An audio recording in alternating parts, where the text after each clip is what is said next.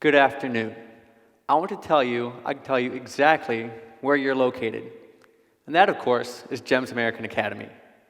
More specifically, I can tell you exactly where you're located, and that is 24 degrees, 42 minutes, 88 seconds north by 54 degrees, 56 minutes, 53 east. How do I know that?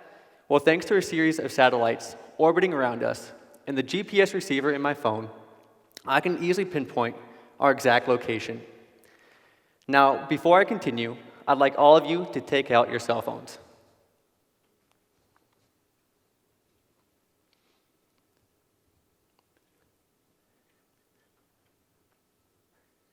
Got them out? Good. Now, how many of you have your location turned on?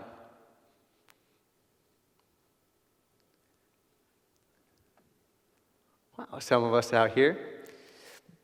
Now, how convenient for everyone, and it looks like we made it to the right location today. I'm here to discuss with you how GPS came about, as well as the positive and negative ripple effects it's had on our own lives. The advent of the global positioning system came about with the launch of Sputnik on October 4th, 1957, that led to intense competition between the USA and USSR. Satellites were needed by both countries in order to track submarines to potentially launch nuclear missiles. The first network had 6 satellites, but with gaps in receiving the signals, this left submarine crews waiting hours to pinpoint their exact location. Knowing satellites led to long delays, each superpower launched a network of 24 satellites in the 1970s in order to have constant real-time information, crucial for military operations. The GPS network was completed for the United States in 1993, followed by the GLONASS system for Russia in 2011, followed up by the European Space Agency's own Galileo system in 2016, and soon in 2020, China will launch its own global location system. So how does this system actually work? Imagine a bunch of circles, similar to a Venn diagram. In order for a positioning system to work, you need at least three of these circles. In a method called trilateration, you can figure out where you are by looking at the intersection of these 3 circles. As I have mentioned, 4 systems that are currently online or soon to be, each of these networks will have 30 satellites in order to have 4 satellites that are constantly visible to compute the trilateration. The more satellites that are in the network, the more precise location you will have. Now, as the Cold War ended, civilians gained access to this incredible technology.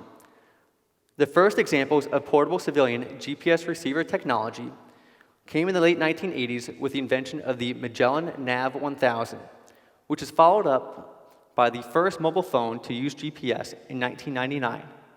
Now, many of you are more familiar with the in-car navigation systems from TomTom or Garmin, which started to come around in 2001.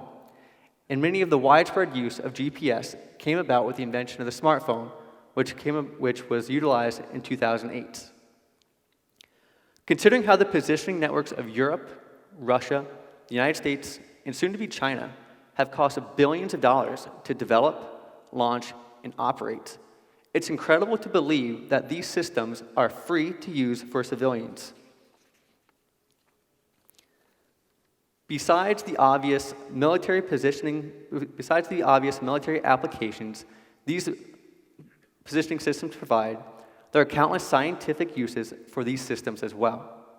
But for innovations to be considered really revolutionary, the common individual needs to know that they exist and also be able to apply it to their own lives.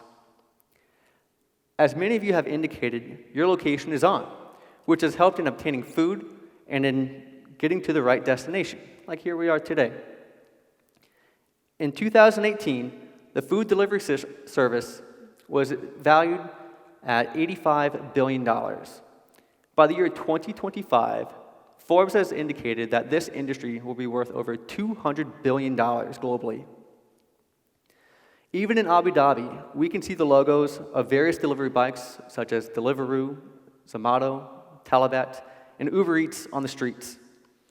Obviously, the drivers need a little assistance in getting tasty food to your door, and by sharing your location and by using their phone, these delivery men can help stave off your hunger. Whether we are in a new country, a city, or just not wanting to drive for the evening, many people now grab their phones and pull up an app such as Careem, Uber, Lyft, or many other rideshare applications.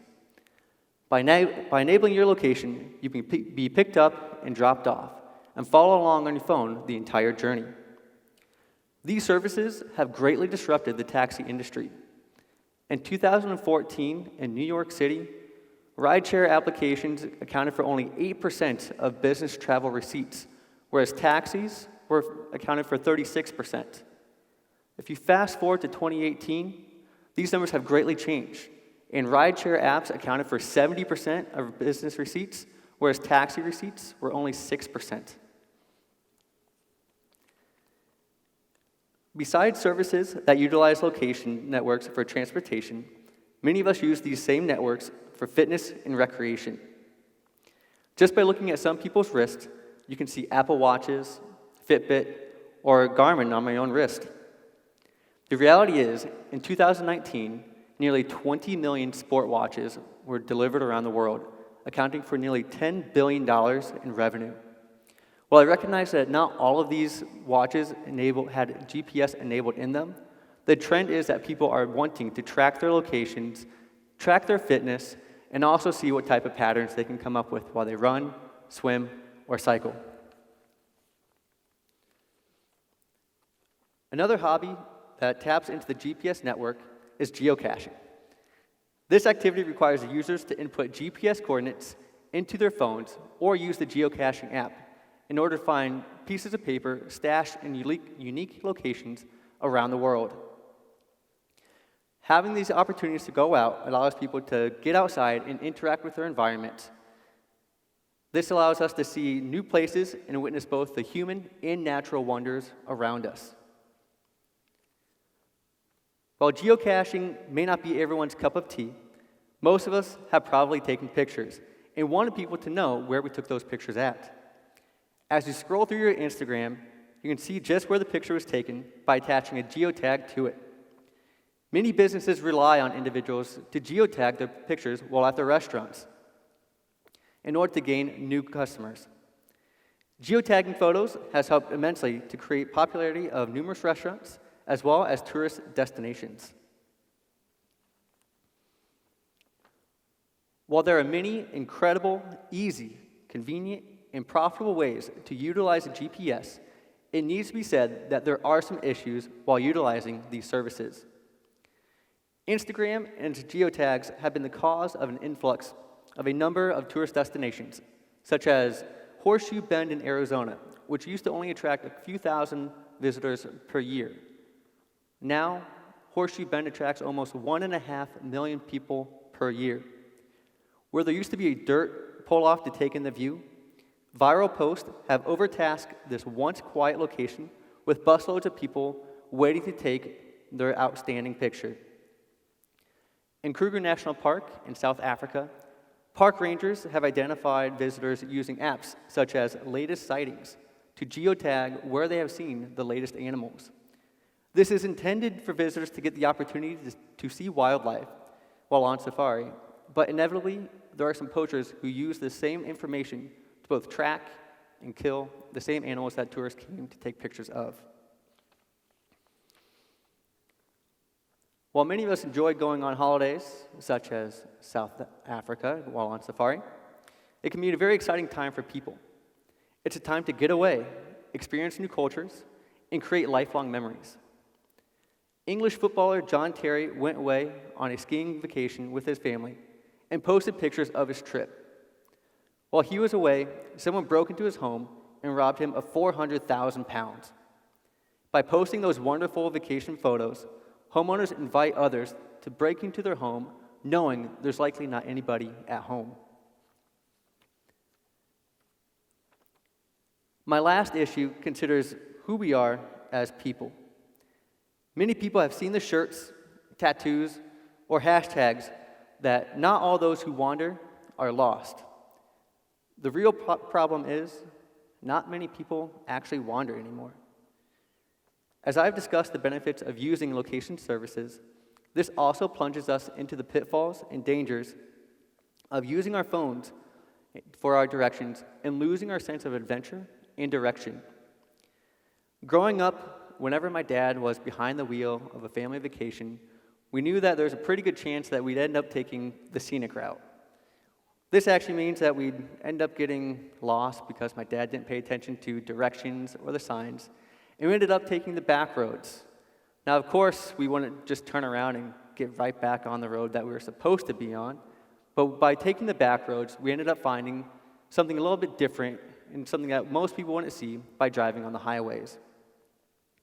When we got really lost, all we had to do was simply ask for help. By asking for help, we got to know information from local people that otherwise wouldn't be on maps or on signs, such as unique places or local restaurants and shops to check out.